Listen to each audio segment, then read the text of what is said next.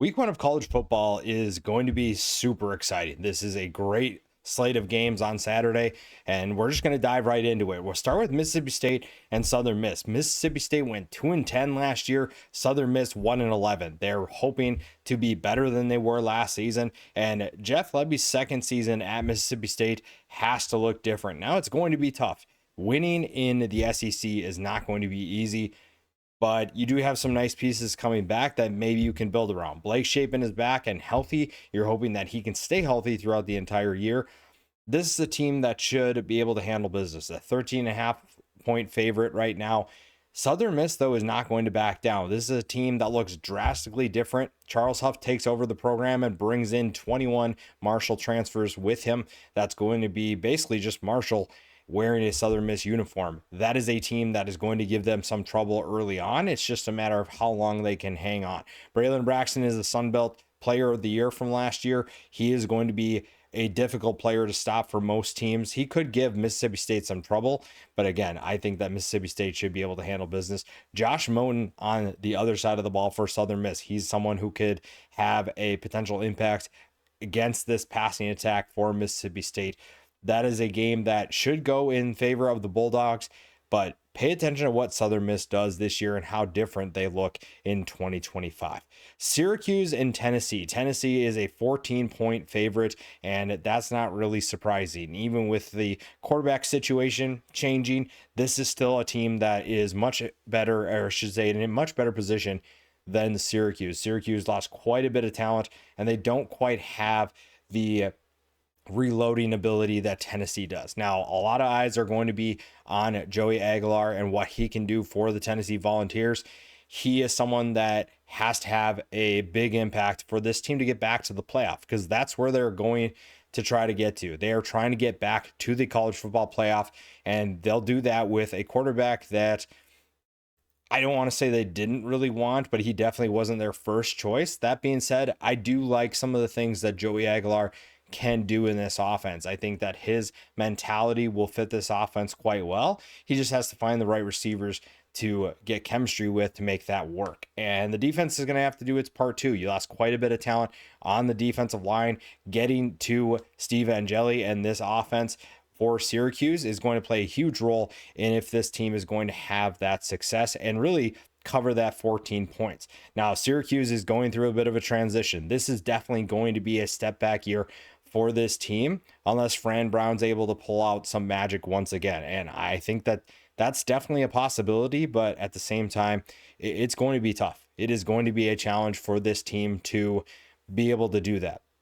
Steve Angeli is going to be really interesting to watch. Transfers in from Notre Dame, takes over this offense. He has quite a bit of talent to utilize, but I think that you have a ton of talent that you still have to replace. So if Darrell Gill Jr. is able to take that step and be an explosive threat, then I feel pretty good about what this team can do. I don't know if it's going to be a replica of what we saw last year, but it's still a team that could be much better than people expected. The defense also has plenty of talent to replace. So this one could be a long day for this Syracuse team, but maybe they do have another surprise in them. I just think that Tennessee's in a better position roster-wise, depth-wise, to be able to pull this one out and win by a comfortable margin. The big game that everyone's talking about, Texas at Ohio State. Ohio State is currently a 1.5-point favorite, and this is going to be electric. You get to see Arch Manning against Julian Sayin. You get to watch Jeremiah Smith against Malik Muhammad. You look at so many different matchups that you could go into. The big one, though, is going to be the quarterback battle. Everybody has been talking about Arch Manning throughout the entire year last year, and the offseason hype has only grown. And this is a big year for both Texas and for Arch Manning. This is a guy that has all the credentials before really playing a game to fit into this Texas offense. And we're kind of seeing bits and pieces, right? We're seeing, can this guy actually give Texas what they need? And this is a Texas team that expects to be competing for a national championship in 2025. Again, with Quinn Ewers last year, you knew that he wasn't going to be the starter. You knew that Arch Manning was going to fill in and be used in situational positions. I think we saw some good flashes from him. I think we saw some excitement from him, and it's easy to see why the hype has only grown as the offseason has progressed. Now, there's a lot of pressure on Arch Manning, and the way that he carries himself, which isn't really surprising, is the one thing that I keep turning to. This is a guy that is definitely aware of the expectations of him. He knows that people have high expectations. He understands the pressure that comes with playing the quarterback position at Texas. That is not lost on him. There's just some questions about, can he do it for a full season? I think he's capable of doing it, and he gets a great chance to do it right off the bat against a really good team and the defending national champs in Ohio State. Now, Arch Manning is going against a defense that has plenty of talent.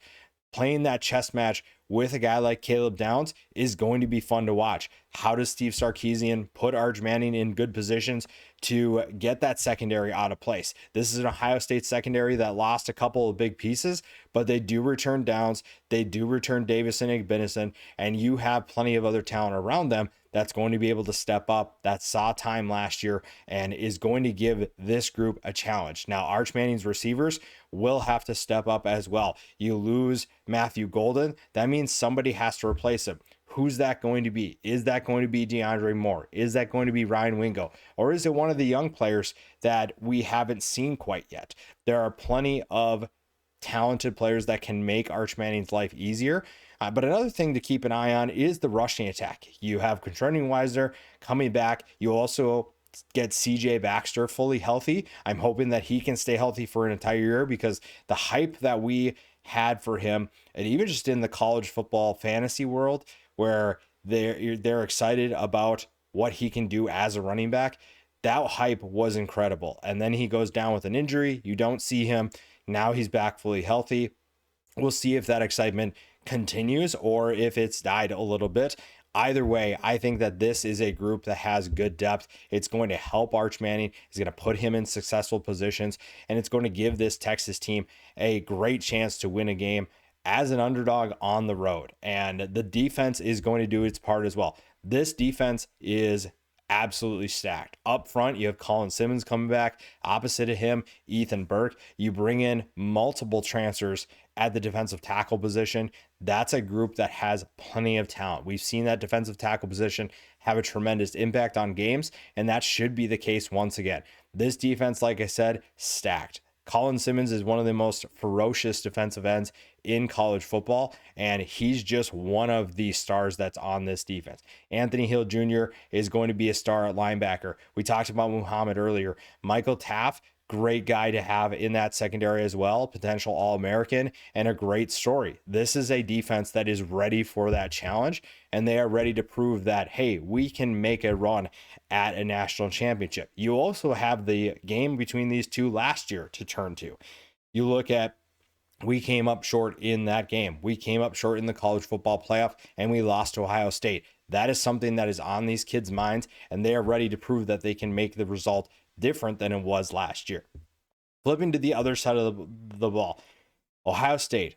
This is a team that has a new QB1 in Julian Sayin, but I think that Julian Sayin has a ton of talent, and he's not going to get the hype of Arch Manning. He's not going to get the recognition of some of these other big-time quarterbacks. That being said, this is a kid that can sling it. There's a reason why they were excited about him last year and why there were rumors that he was pushing Howard for the job. You look at what he's capable of doing. You look at the talent. There's a reason why Alabama wanted him. There's a reason why Ohio State wanted him. Those programs don't pick quarterbacks that don't have talent. There's a reason why they like him. And with the guys that he gets to throw to, you're going to feel like this is a great position to be in. Jeremiah Smith is the best wide receiver in college football right now. I don't think a lot of people are debating that, or at least a lot of sound-minded individuals are going to debate. That much is pretty much a guaranteed fact. I think that's unanimous. 76 catches for him last year, 1,315 yards, and 15 touchdowns as a true freshman. You could talk about him all day. I think that he is going to be really fun to watch, and Texas is going to have to be aware of where he is at all times. And I'm very curious what kind of coverages they'll mix in to rotate guys to his side to give that DB, whoever's covering him, help to slow him down. The problem is that you're opening up things for guys like Carnell Tate, Brandon Innes, even tight end Max Clare. I think that is one addition that is flying under the radar and not a lot of people are talking about. I think that he is a tremendous talent, a guy who has the ability to change the game in a way and be able to open the offense up for Ohio State. While everyone focuses on Jeremiah Smith, it's actually Max Clare that could have a big impact because not a lot of people are paying attention to him. And that's going to help Ohio State's offense. It's going to spread things out. It's going to allow them to give the rushing attack time to get up to speed. Whether that's James Peoples, whether that's CJ Donaldson, this is an Ohio State offense that has plenty of talent. There's just certain aspects of it that kind of need to get comfortable. Sayan's one of them. The rushing attack is another part. This is going to be a fun offense, and this is going to be a tough team to beat, even with the talent that they lost. You look at some of the talent that departs, you probably look at a lot of teams and think that's going to be a step back. And that may be the case for Ohio State, but they're a 1.5 point favorite. So clearly there are plenty of people that believe in this team. There are plenty of people that are believing in the talent that's coming in and replacing the guys that depart. It's a long season. Nobody's really making any strong predictions about what Ohio State's going to be, but there's plenty of talent to make them a contender once again. A college football playoff appearance is definitely in the cards. Just because you have a new quarterback does not mean you are not capable of making a run for that. And Julian Sayin has the talent to make that happen. In terms of picking this game, I really like both teams. This is going to be a fun game. It's going to be an electric atmosphere. It's going to be really fun to watch. And watching these two quarterbacks compete and battle back and forth is going to be a joy. If you're a college football fan, these are the games that you really like watching. The high stakes, and even with, I think the one thing I want to point out is the people that tell you that expanding the playoff reduces the importance of games like this. That's just not true. I mean, if you want to look at it a certain way where you say, well, this game doesn't really matter. One team can lose and they can still make the playoff. Well, if you're using that lens, correct. However, the amount of care that's going into this game, the amount of excitement, look at any analyst that's talking about this game. They are excited for this one. And it's also a game that people will tell you doesn't matter. That's not true. It does matter. There's plenty of excitement. In terms of the playoff, sure, you can say that it doesn't matter in that capacity, but who cares? If you're so focused on the playoff, and I know that ESPN and everybody's trying to focus so much on who makes the playoff, that's not what college football is about. College football is not about the playoff. It's about the regular season. It's about games like this, where, yeah, even if you lose the game, your playoff hopes aren't over, but that doesn't reduce what these kids can do. It doesn't take away from their competitive spirit. These kids are going to treat this game seriously, and they're going to compete at the highest level. Yeah, it's the first game. It's going to be sloppy at times, and it's going to be full of mistakes, but it's still going to be passionate. The fans care. It's going to be sold out. There's not going to be an empty seat. You're telling me that doesn't matter? That makes no sense. This is going to be a game that's super fun. I'm excited for it. I'm excited to watch these quarterbacks. I'm excited to watch guys like Jeremiah Smith, Colin Simmons. I have Texas winning this game, but it's going to be a fun one. It's going to be a back and forth. And even if one of these teams does, lose, it's not going to affect their future. And that's really exciting as well. Everything's still ahead of them. It's just a matter of who can get that strong win on their resume. FAU at Maryland. This is a game that is going to fly under the radar, but I have some intriguing storylines to pay attention to. FAU is going through a coaching change. Zach Kittley takes over, and he has a new quarterback with him in Caden Velkamp, who comes in from Western Kentucky. That is an offense that I think could surprise Maryland right off the bat, especially with a potential true freshman starting for Maryland. Malik Washington is a fun player to keep an eye on, and I think that he'll be interesting to watch as the years go on. You also have certain players that are going to have to help him, and the defense might have to step up as well. Sidney Stewart is another true freshman to keep an eye on. I think that both of these true freshmen could have a tremendous impact on the Maryland Terrapins, and it'll be fun to see if they can cover this 14.5.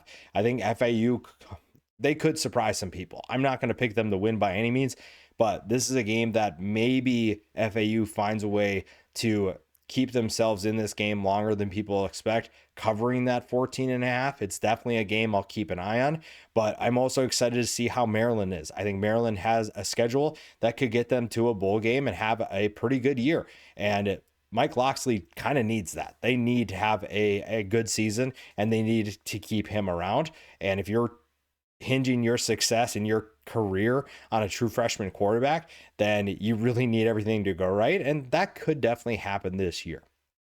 Ball State at Purdue. Purdue is currently a 17.5-point favorite, and this is going to be a rebuild. Barry Odom has a lot of work to do at Purdue. You also have kind of a rebuild at Ball State with Mike Removich. He is starting in year one as well. So you have two first-year head coaches at their schools, and it's going to be tough sledding probably for a little bit. And this is going to be really interesting to watch from the Purdue's perspective. I think that Ball State has plenty of work to do. The quarterback position is kind of up in the air. You don't have a proven player quite yet. But in terms of Purdue, you get Ryan Brown back. I think that he is going to be really fun. I think that he could win Purdue a couple of games that people aren't expecting. And he has quite the talent to be able to make some exciting plays. It's going to be a rebuild for Purdue, though. The roster rebuild is going to take some time. Barry Odom obviously did some good things at UNLV. You've seen him, what he's done at previous stops. It's just going to be a tough year for them in 2025, but this is a good way to get your confidence going. This is a good way to get off to a good start for 2025. And Purdue is looking to have a pretty solid year in terms of exceeding expectations. Now, do I think they're going to make a bowl game? No. Winning 3 or 4 games would be a much better season. You obviously go 1-11, and there are plenty of underrated players that could have a big impact on this team's success this year. Northwestern at Tulane, a really random game to me. Northwestern going to Tulane. We see, we started with Mississippi State at Southern Miss, and Northwestern and Tulane is kind of in that same category.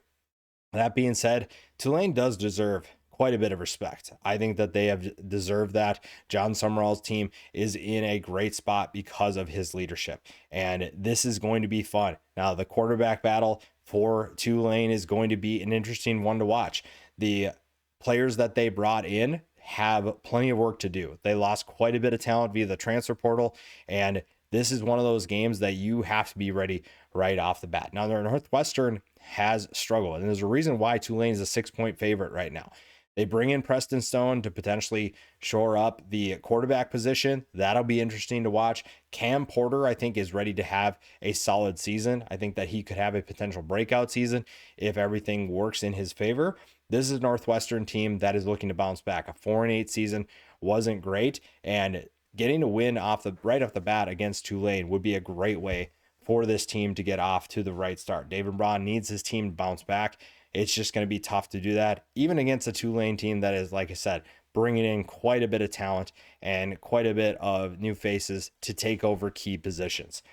Toledo at Kentucky. Now, after what we saw from Toledo against Mississippi State last year, Kentucky fans might feel a tiny bit nervous, but I highly doubt that. I think a lot of people are thinking that Toledo has a chance here, but even with Kentucky's struggles, I think Kentucky is in a very different place than Mississippi State. Toledo beating them would be even more surprising. And especially with the beatdown they gave Mississippi State last year, I think doing the same thing Kentucky would be even more incredible. That being said, Toledo is definitely looking to have a strong season. Tucker Gleason is back. He has to find a new go-to target. He'll have Junior Vandeross coming back. The rushing attack should be really good for that offense as well. So this is a team that can definitely be a headache. And I think that this is an upset that people will be watching until Kentucky decides to take a hold of this game. And if they don't do that, Toledo has proven that they can hang around and do what they need to do to pull off the upset. They're looking to get back on the top of the MAC. Jason Candle needs to win a MAC championship. I think, to me, in my opinion, this is the year he has to do it. He has to be able to get back to the top of the MAC because the last couple of years have been very disappointing. Mark Stoops is in a rebuild for Kentucky. That's a great opportunity for this Toledo team to build some confidence. That being said, Mark Stoops needs this real bad. You need to find a way to get off to a good start. You're hoping that Zach Calzada is the answer at quarterback. I don't know if it necessarily is, but at the same time, that's still a guy that brings some sort of elevation at that position compared to what you had last year. Old Dominion at Indiana. Indiana is a 23.5 point favorite. And while I do think the Hoosiers are going to take care of business, it's going to be fun to watch Old Dominion this year. If you're looking for a group of 5 team to surprise people, the Monarchs are definitely a team you should consider. Colton Joseph is a very fun player to watch on offense. Over 1,600 yards last year with 11 touchdowns passing. He's also very capable with his legs. He's going to do a lot of damage to a lot of teams this year, and it'll be fun to see how he competes against this Indiana defense. Chris Trinidad comes back on defense, and it's just one of the players to keep an eye on. That group of linebackers that Old Dominion has is going to make plays. They are going to be disruptive. They're going to be tackling machines, and you do get back Jason Henderson, one of the top tacklers and the leading tackler current in college football. And he is just an absolute unit when it comes to making plays. The bowl game is the goal for Ricky Ronnie's squad, and the roster retention that they have is going to make that possible. In the last couple of years, they lost quite a bit of talent to the portal to other teams, whether that's in the Power 4 or other group of 5 teams. They lost quite a bit. This year, they did lose some, but they didn't lose as much. So this is a team that is going to be tough. It's going to be fun. And I talked about this in the offseason. If you're looking for, again, that group of 5 team that you're looking to root for all season, I highly recommend Old Dominion for the return on investment. Indiana made the playoff last year. Can they win this year without that surprise factor? The reason why they won, it has a lot to do with the talent they bring in, the coaching staff they brought in, that you have to give them credit for. There was also the element of surprise, and I think a lot of people did not take them seriously based on their history. This year, they're not going to get the benefit of that doubt. They're not going to get that. They're not going to get people that overlook them, and everybody's going to give them their best game, including a team like Old Dominion. So you have to be even sharper. You bring in Fernando Mendoza to take over at quarterback, and a lot of people think that's an upgrade. I think that he's going to be really fun, has a good frame, can do a lot of things that maybe Curtis Rourke couldn't last year, and it'll be fun to see how this offense thrives because he has plenty of talent to hit downfield. You bring back Elijah Surratt, that's going to be a huge piece to have. The defense also returns quite a bit of talent. You return Mikael Kamara at the defensive line position. You also bring back Aiden Fisher at linebacker and D'Angelo Ponce. Those are just 3 guys to keep an eye on, but it's a big reason why Indiana should be exciting once again in 2025. Other games to pay attention to in the morning slot: Duquesne at Pitt, VMI at Navy. Can Navy get to the top of the AAC? That triple option attack is going to be pretty deadly with Blake Horvath running the show. Merrimack at Kent State. You're not going to pay attention to this game for entertainment purposes, but the upset watch, Kent State, can they win a football game this year? That's a big question. Fordham at Boston College. That'll be an interesting one to watch. Fordham is an interesting FCS team. Boston College has quite a bit to replace, and Dylan Lonergan is taking over at quarterback. Robert Morris at West Virginia. Rich Rod is back. If you want to watch what that's going to look like, that kind of gives you a little bit of a preview. Central Connecticut at UConn. UConn is a team that could win 10 games this year. We'll pay attention to what that looks like and what they could do in 2025. Eastern Kentucky at Louisville. This is a team that brings in Miller Moss. They're hoping that, Jeff Rom's hoping that he found the right guy once again. And I think that Miller Moss is going to have a better season than he did last year. And just the expectations at USC maybe are too much for him, but I do like what he can do for this Cardinals offense. He has plenty of talent around him. The running back should be really good. That'll make his life a lot easier than what he had at USC. Then we get into the afternoon slate. Plenty of games in the afternoon slate as well. We'll start with Nevada at Penn State. Now, this is not a game that is going to be close by any means. Nevada is a tough team, but they are not in the same realm, not even in the same category as Penn State. The line is 43.5, and this is one that if Penn State takes care of business, they should be able to cover that.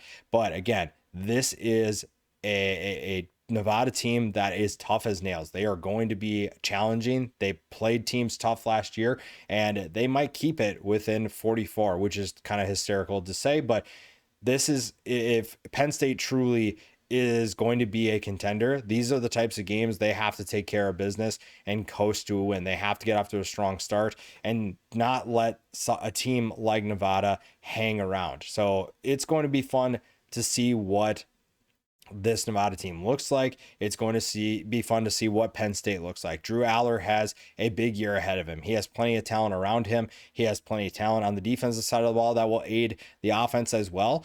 But this is a Penn State team that has a lot to prove, in my opinion. I think they have quite a bit of talent. They're going to be better in terms of throwing the football. You bring back Nicholas Singleton and Katron Allen. That's going to make your life a lot easier. The defense replaces some pieces. You have to replace Abdul Carter, but you have guys like Denai Dennis Sutton. You have Zane Durant. Those are guys that are going to make life easy for that defense to replace some of those guys. It's going to make life easy for the linebackers, and it's going to make life easy for the secondary as well. Marshall at Georgia, another game that is not going to be close by any means. And honestly, I'm a little surprised that this one's only 38.5. Marshall is pretty much replacing its entire roster, and Georgia is a team that is looking to bounce back after a disappointing finish in 2024. They are looking to bounce back in a major way, and they have, to a lot of people, upgraded at key positions. They bring in quite a bit of talent, and the real question is going to be if Gunnar Stockton is truly the real deal. Can he actually bring this team to where they need to be? They bring in quite a bit of talent. You bring in Zachariah Branch at wide receiver. You bring in Noah Thomas. That gives Gunnar Stockton plenty of talent to hit downfield. You also get back Oscar Delp at tight end, Lucky Lawson. This is a team that has the right pieces in place to make a run in 2025. The loss to Notre Dame was one where you did not like that. If you're a Georgia fan, you are not accepting that as what happened, and you're going to find ways to get back to the standard of Georgia football. You're going to find ways to get back to the college football playoff. And this is a team that's going to get off to a strong start. I would be surprised if Marshall has any success offensively against this Georgia defense. So that's something to keep an eye on. For Marshall, Tony Gibson takes over as head coach. He kind of comes into a tougher position with how everything ended with Charles Huff, but this is a team that will be interesting to watch in terms of rebuilding. It's just going to be really rough for your first game. Alabama at Florida State. The line is currently set at Alabama minus 14. Weather could make that very difficult to see Alabama kind of pull away, but also at the same time, you're seeing quite a few injuries for Alabama that could affect this team's depth, could affect this team's talent. That being said, all eyes are pretty much on Ty Simpson. The quarterback takes over for Jalen Milroe and takes over this Kalen DeBoer offense. And that's going to be a big question mark right now.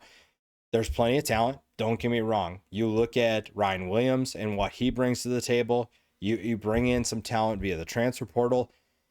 This is a team that I think has the ability to be special this year. It just kind of hinges on what Ty Simpson looks like. And you can kind of go on one side or the other. There are a lot of people that don't think Ty Simpson is the real deal. They think that he's going to struggle. They don't think that he can compete in the SEC.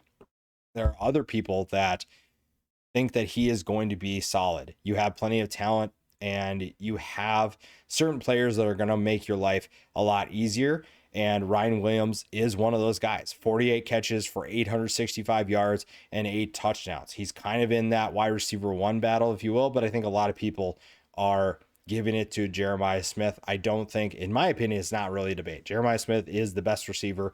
Ryan Williams is definitely in that conversation. But I think there's also some people that are talking about a sophomore slump. Ryan Williams had some good games. He also had some games where he kind of disappeared. That's going to be a big thing that he has to do differently this year and perform better, because this is a team that needs this offense to have success. And I think now that he has a full season of experience under his belt, I think that he is in a much better position to succeed and have even more success than he did last year. The defense is really where you're seeing some of the players missing, and you're seeing that injuries are taking over. You just saw Tim Keenan go down. I don't know what his status is going to be. On offense, you already lost Jam Miller for this game, so that's going to be tough. The rushing attack is kind of up in the air right now. There's plenty of talent coming back, but who's going to be that go-to guy? Because Jam Miller was supposed to be that guy, and now he's out. The defense, kind of the same thing. You have quite a bit of talent that went to the NFL draft. You also have certain players that you're going to miss because of injury. So how do these new guys respond? How do they step into that? And how do they go into a hostile environment, especially against a team that is looking to be much better than they were last year? And they find a way to be better than Florida State's been, for two. You look at 2 years ago, Florida State had a ton of success. And then last year, just everything was a disaster. How do you bounce back? Alabama is going to have to take it to them early, and they need some of those younger guys to be able to do that, because this Florida State team is going to have energy. Mike Norvell is going to have his team ready to go, and it's going to be a tough one. And if you're Alabama, you should be able to take care of business, right? You should be able to take some of the things that were said. Thomas Castellanos' comments in the offseason, I mean, it was fun, right? We haven't really seen this type of trash talk from a quarterback in a while, at least to this level. And I think it's great. I think it's so much fun that guys are just saying this. And you look at what college football was 10, maybe 15 years ago. You saw guys that were making statements all the time, and now everyone's like, well, don't give them bulletin board material. And Thomas Castellanos was just like, I don't care. We're going to just say this, and we're going to hopefully back it up. Now, is that going to happen? I don't know. But this is a team in Florida State that's coming off a 2-10 season. And honestly, you can't really go anywhere but up from that point. So I don't really mind his comments. I don't necessarily know if that's the guy that I want to have saying that, but Thomas Castellanos does have plenty of confidence. He has plenty of belief in himself, and it'll be fun to see if that belief turns into wins. Who he's going to throw to is a big question. Deuce Robinson could be that guy, but the wide receiver position is kind of up in the air. Running back is not really certain right now either. Mike Norvell is trying to keep his job at this point. I think Florida State fans are very disappointed, and it just goes to show you the state of college football. Just because you have a successful year doesn't mean that you're set. You can have one bad year the following year, and now everybody says that you should be gone. So this is a big year for Florida State. It's a big game for Florida State. I don't think they are going to be able to hang around in this one. I think Alabama is still too good despite the injuries, but I'm very curious to see how Florida State competes in this one. Can they keep it close? Can they be a team that exceeds expectations early and surprises people? That's going to be a big question. Temple and UMass. Temple is a 1.5 point favorite. And while most people aren't paying attention to this one, it is an interesting one. You have two first-year head coaches, and it's going to be interesting. UMass joins the MAC, so they join a conference, and that'll be fun to see how that plays out. Temple is entering year one of Casey Keeler, comes in from Sam Houston, and has plenty of roster work to do. And he has plenty to figure out in terms of his quarterback battle. But I do like Temple. I think they're going to play with a lot of confidence. I think that they're going to win this game. I think that this is a team that is going to be in a better spot because Casey Keeler is familiar with the area. He knows how to win. And UMass is kind of in the same boat, but at the same time, they have plenty of work to do. They are going to take some time to win football games, even in the MAC. The schedule should be a little bit easier, but winning games right off the bat could be a bit of a challenge. Montana State at Oregon. Now, this is not going to be a close game. Oregon is going to win this game. There's no debating that. But this is the start of a team that has plenty to prove. You lost quite a bit of talent. The Dante Moore era begins, and they have to replace quite a bit of players, including Evan Stewart. Is DeCorey Moore ready for his new role as a true freshman? Kenyon Sadiq is a guy that's going to be phenomenal. I think that he is going to be one of Moore's favorite targets, and he's really fun to watch at that tight end position. The offense is going through a bit of a change, and Moore has to find some confidence early on. This is a great way to do it. Now, Montana State is quite a bit of a headache. If you're a team that does not take them seriously, they are going to make life miserable for you. Now, they do have to replace Tommy Mellott, so their star quarterback is gone, and they're going to make a run at the FCS level. They are going to make a run in the playoff, and they're going to be fun. If Oregon can take care of business, this game should be over pretty much by halftime. Coastal Carolina at Virginia. This is an underrated game. I think that a lot of people are kind of sleeping on this one, and this could be an interesting group to pay attention to. Now, Coastal Carolina's quarterback position is kind of solidified at this point, but that's going to be a position to keep an eye on. And this is a team that went 6-7, but it's a group that definitely has a lot to prove this year. It's going to be tough to win 6 games with their schedule and with the Sun Belt being as deep as it is. Now, there's plenty of talent coming back, but the wide receiver position is probably where you have the most confidence. Jameson Tucker is back after a big year. 34 catches for 579 yards, average 17 yards per catch, and 6 touchdowns. The defense has to take a step forward, and they're facing a Virginia offense that could put up some monster points. They could put up a big game if they're not careful. Now, Chandler Morris is going to take over this offense, and it'll be fun to see him for the Hoos, see what he's capable of doing, because I think that he had a big year at North Texas, but taking a step to Virginia, it is going to take a little bit of time to get used to. There's plenty of talent out wide, and it's an offense that I think should be really fun. Tony Elliott, it does need a bowl game, so their ability to play strong in this game is going to be interesting. Cam Robinson will be out for this one, where he's out for quite a bit of time, but I don't know what the timetable is for his return, but once he does get back, that could help this team if they're looking for a boost at this point. Weber State at James Madison, another game that James Madison should have no problem with. And this is a former FCS matchup that we saw in the playoffs quite a bit. These are two teams that will be really interesting to watch this year. And Weber State is looking to bounce back. James Madison is looking to potentially make a playoff run. Now, the nice thing for James Madison, Alonzo Barnett was cleared for contact. Is he going to be QB1 in the first drive, or are they going to hold him off? Because again, this should be a game that James Madison has no problem winning. But at the same time, do you want to get him in rhythm? Do you want to get him reps? Or do you really want to expose him to potential hits when he's just getting back? We will see, but it's going to be fun. If he is truly back healthy, he is the biggest difference in this offense. He is the best option at quarterback, and he will be a reason that if James Madison makes a run, it'll be because of him. The defense has to reload, but they do have quite a bit of talent coming back that could step up. I think that Bob Chesney has quite a bit of work to do on that side of the ball, but his offense should be fine. Barnett, George Padaway, you have some new receivers coming in. That's going to be a group that is super talented, super explosive, and the offensive line should be pretty excited about Barnett coming back maybe earlier than a lot of people expected.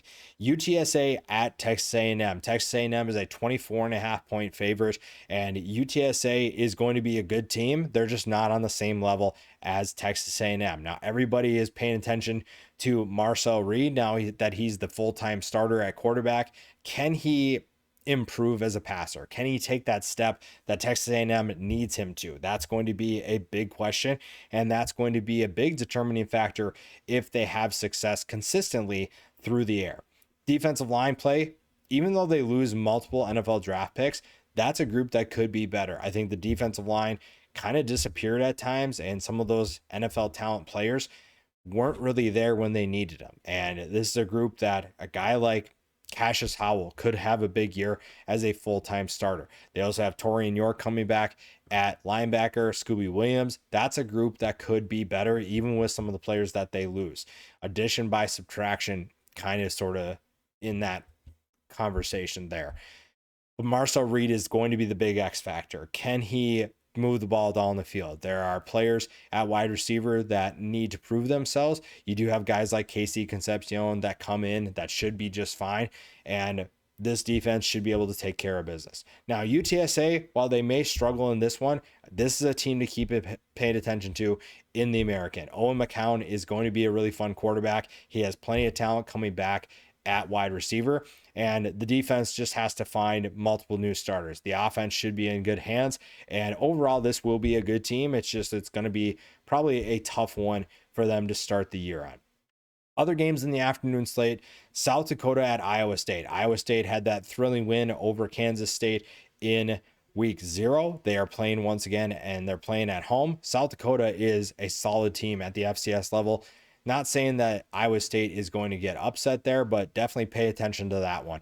Maine at Liberty. Can Liberty get back to the top of the Conference USA? That's going to be a big question there. Chattanooga at Memphis. Memphis is going through a ton of roster changes. They're looking to make another run at the potential playoff spot that's available, but also get to the top of the American. I think Ryan Silverfield needs a strong performance in this one. Illinois State at Oklahoma. Oklahoma is bringing in Ben Arbuckle and John Mateer. A lot of people are excited about that. They have plenty to prove. They have plenty to show, and it's going to either prove people wrong or prove people right. And the first week is going to give them an opportunity to show how strong they could potentially be. LIU at Florida. Florida is looking to keep DJ Lagway healthy. I think everybody's anxious to see him play if you're a Gators fan, so we'll be interested to watch that while he plays in the first half. North Dakota at Kansas State. Similar to South Dakota at Iowa State, this is going to be a fun one to watch, and I think that Kansas State obviously is going to take care of business. They're looking to bounce back. What is the health of Dylan Edwards? What's his status for this game? That'll be another thing to pay attention to. And then Southeast Missouri State at Arkansas State. I think Arkansas State is a sleeper team in the Sun Belt.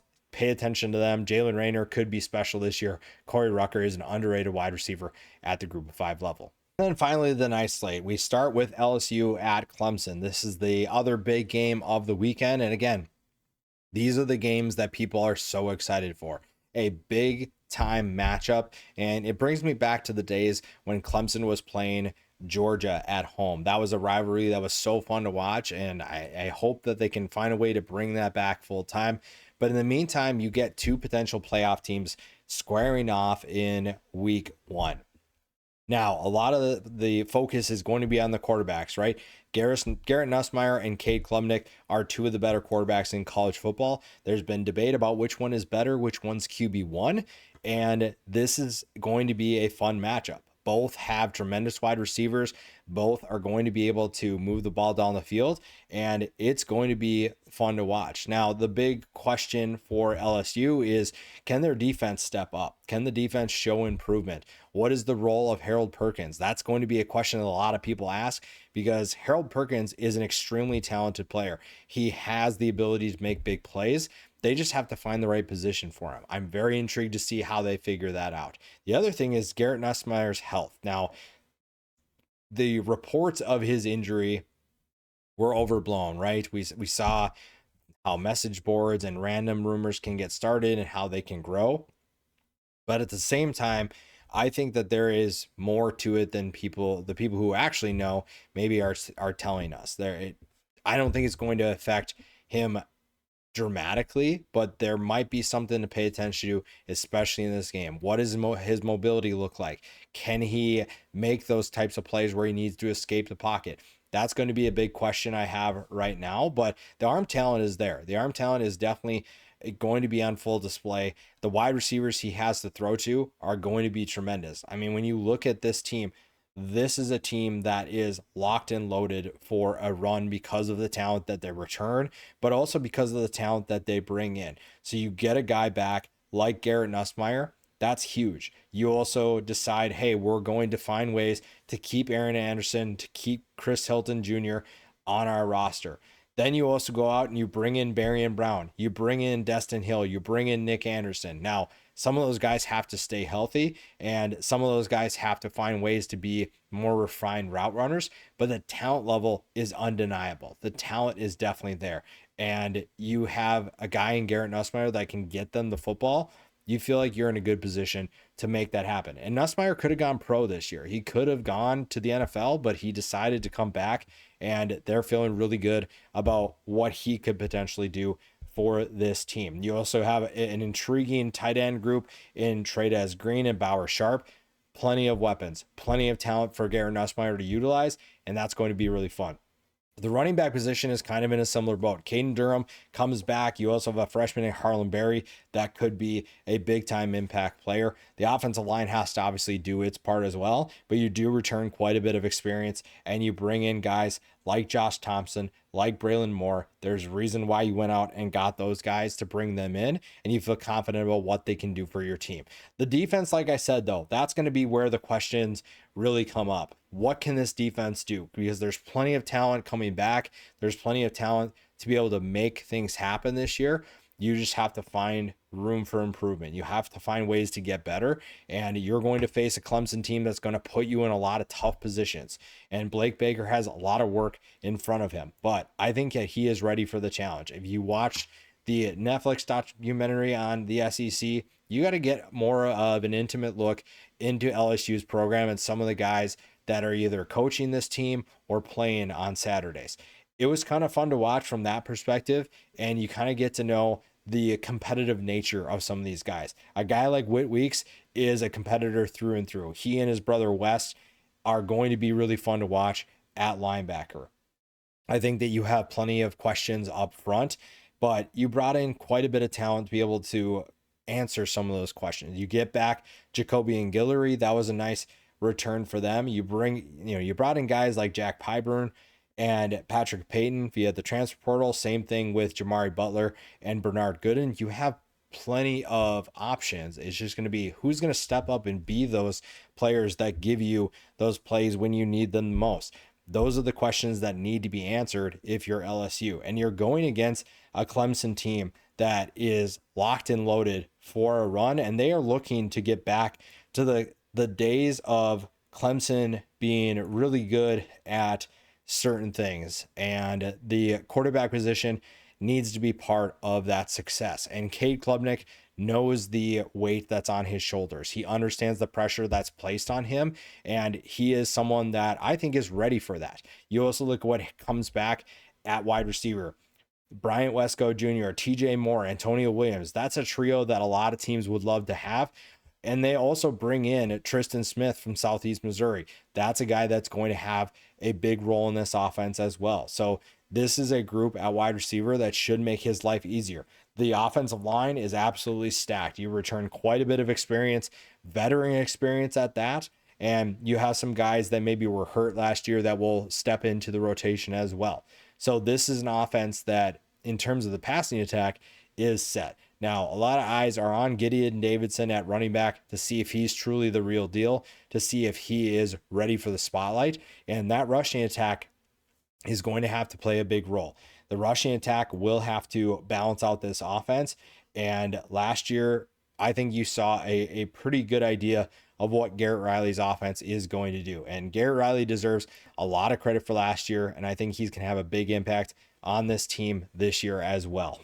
The defensive line is kind of, we talked about in the past, wide receivers for Clemson and defensive line. That's really the two units that Clemson's really gotten a reputation for. And this is the year that maybe you get back to that. TJ Parker and Will Helt could be the best combination of defensive ends in college football. Same thing with DeMonte Capehart and Peter Woods. Now, Peter Woods gets to play his more natural position instead of using his freaky traits to play defensive end.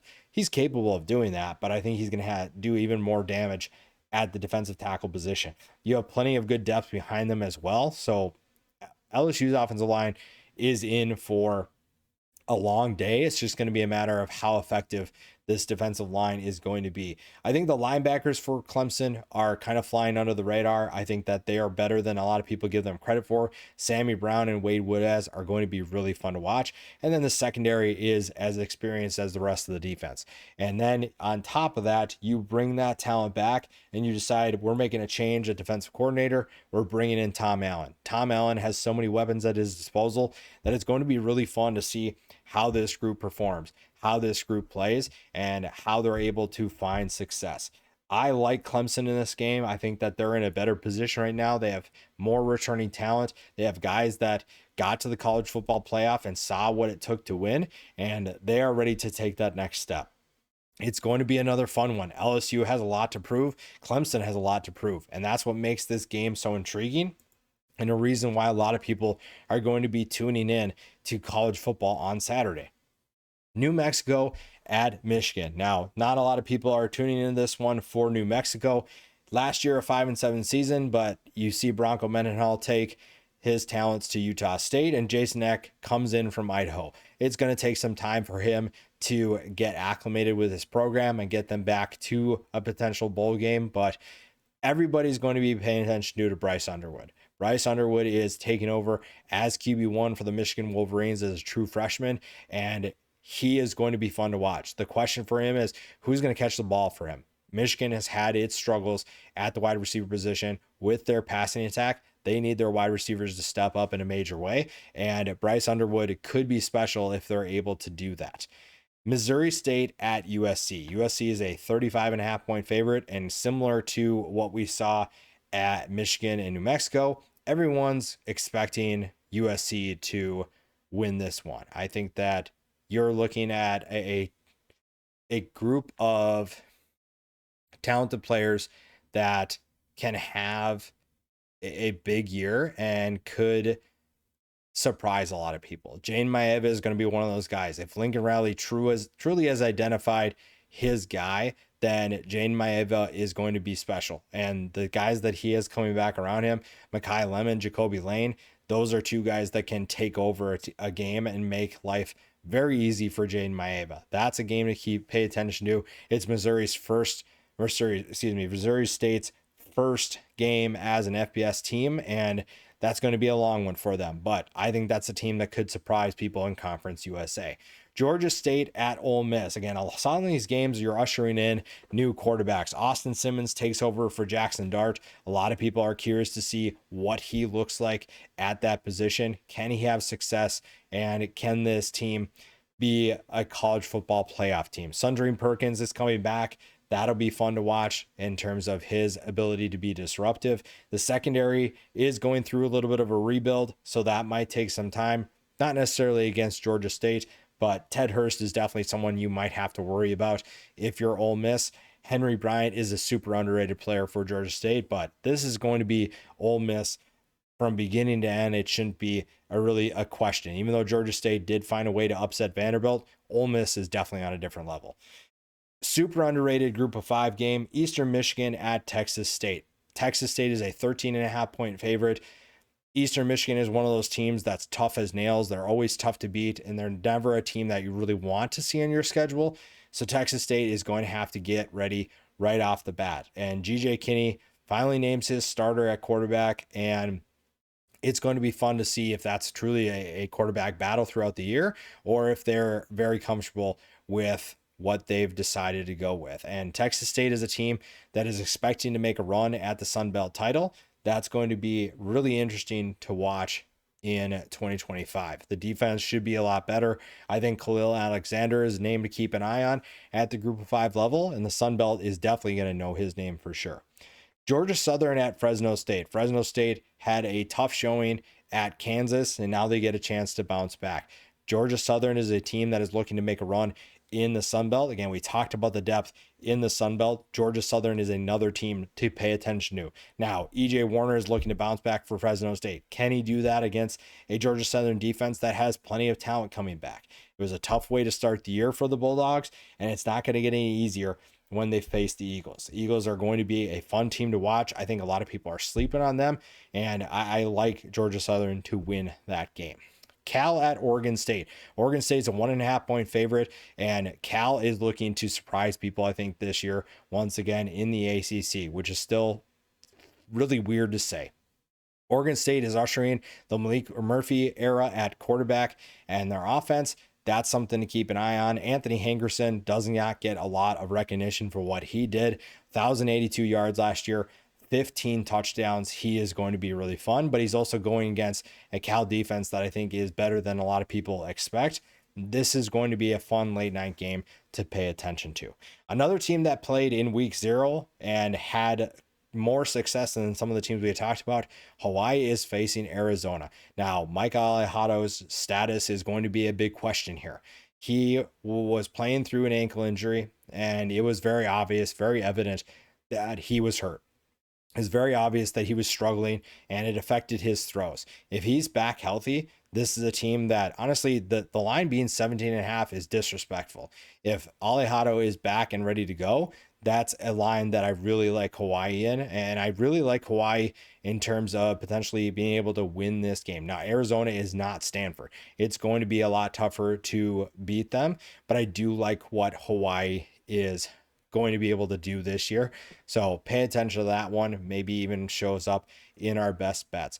Utah at UCLA. Utah is a 5.5 point favorite, and a lot of people are expecting them to potentially win the Big 12. Devin Dampier will play a big role in that. Last year for New Mexico, over 2,700 yards with 12 touchdowns. He also ran for over 1,100 yards and 19 more touchdowns. His status, his ability to open up this offense and play better than what they had in the past is going to dictate the success of this team. His ability to take care of the football, his ability to make big plays, that's going to be a big key. And if he's able to do that, this is a team that's in great position to make plays and be able to do a lot of exciting things. The defense should also be a much better group as well. And guys like Landon Barton are going to make that happen. I think this defense is going to be nasty. They have a good group up front, and UCLA is going to have to figure some things out. They do bring in Tino Sunseri to run their offense. They have Nico Imaliava coming in at quarterback, and a lot of people expect him to just do what he does best and make this team a really successful team in 2025. Now, they were playing better last year, and now they have a new look offense. They have a new quarterback. Maybe that is the case. It'll be interesting to see how they do against this Utah defense. It's going to be tough. It's going to be physical, but this is a statement game for both teams. If Utah is able to come out and win this game, they're going to say we're back and improving upon a year in which they finished 5-7. Very disappointing. UCLA also finished 5-7. If they're able to win this game, they're going to be ahead of schedule. They're going to be ahead of where a lot of people thought they were going to be. And Nico's going to have a great opportunity to show, hey, I made the right decision by transferring from Tennessee to UCLA. The final game we'll talk about, Colorado State at Washington. Now, Washington is going to win this game. They're a 21.5 point favorite, but Colorado State has plenty to prove. And this is a team under Jay Norvell that has surprised people in the past. Not necessarily in terms of upsets, but in terms of exceeding expectations for the entire season. I think a lot of people didn't see an 8-5 season coming for Norvell and this team. Now, if they're going to do that again, Braden Fowler Nicolosi has to play better. He's 2,700 yards last year, 14 touchdowns to 9 interceptions isn't exactly great, and he has to find new weapons to be able to help him out. Now, it's going to be tough to do that against two of the biggest corners in college football. Dakario Davis is one of them. He is someone that is going to make life a lot more difficult for a lot of people that he faces. Damon Williams for Washington. What kind of year is he going to have? That's going to be a storyline to pay attention to if you're a Washington fan, if you're a Heisman Trophy fan in terms of candidates. He is someone to keep an eye on. His first full year as a starter is going to be interesting to watch for sure. Got off to a pretty good start with bets last week, the over for UNLV, Idaho State, Hawaii. Then you look at the loss of Kansas State. Obviously, that one was a little bit difficult, but overall, not a bad start to the season. Look what we have this week, and it's going to be fun to see some of these games play out. I really like Texas A&M at that 22.5 that I got. There's plenty of different books depending where you are that you can get that. Alabama at 13.5. If you find the right line, I think that Alabama game is going to go heavily in favor of the Tide. It just depends on if people keep dropping like flies and truly on what the weather is going to be. But I think Alabama is definitely capable of winning. Georgia and Marshall, I got it at 39.5. Georgia's going to destroy Marshall. I think that line is definitely going to be over 40 when it's all said and done. We have a lot of big numbers here, but I do like some of those bigger numbers that we're going to get. And I think that Washington, Colorado State will be over 52.5. I think both of those teams are capable of putting up numbers. And if Washington truly gets off to the start that we think they're capable of getting to, this is going to be a really big number for them. I'm going to go with Nevada plus 44.5. I don't know if Penn State is really going to put their pedal on the gas too much. I think they're going to win comfortably, but I think Nevada, with what we saw last year, they're going to be a tough team, and Penn State doesn't really need to win by 45 to make a statement. They're going to win by quite a bit, but I'm going to go with Nevada plus 44.5. That might be a little crazy, but I just like that line right there. Temple minus 2.5. It's down to 1.5, but when I got it was at 2.5. That's another one I like. I think Temple is going to take care of business. I like what Casey Keeler is doing. I think that he's going to have a strong year for the Owls. So that's one to keep an eye on there as well. For money lines, I like Texas plus 105. Hawaii, I got plus 575. I think that's a team that's getting disrespected. I think that if Alejado does play, that's going to make me feel a lot more confident. If he doesn't, I would definitely not bet this one. I don't like that one if he's not playing, but if he is back and also fully healthy, Hawaii is getting disrespected. Arizona has a lot to prove in my opinion, and that's one I like as well. And then I went with Cal plus 130. I think that people are sleeping on Cal. A lot of people expect Oregon State to be a solid team, but I think that Cal has the ability to potentially win that one as well. Who are your best bets? Who do you like in this week? Obviously, make sure you're voting on the channel polls to get your input in. And as always, subscribe to the channel. We'll see you in the next video.